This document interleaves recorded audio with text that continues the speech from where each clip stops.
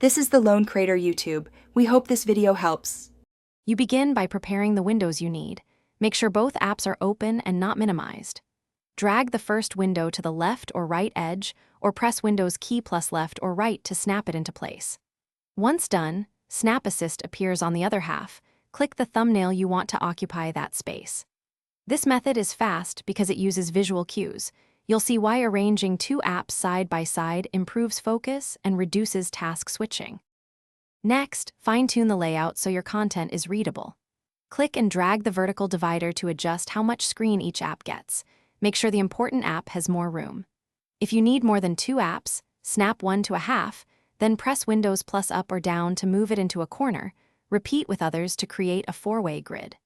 These steps let you prioritize windows spatially, and they keep your workflow visible without constantly switching tabs. To finish, reposition or restore any window by dragging it away or using shortcut keys like Windows plus Shift plus left or right to move it between monitors. If you want to change behavior, open Settings, go to System, then Multitasking, and enable or tweak snap options. If snapping doesn't work, make sure Snap Windows is turned on, then update your display drivers and restart Explorer if needed. This troubleshooting tip fixes most problems.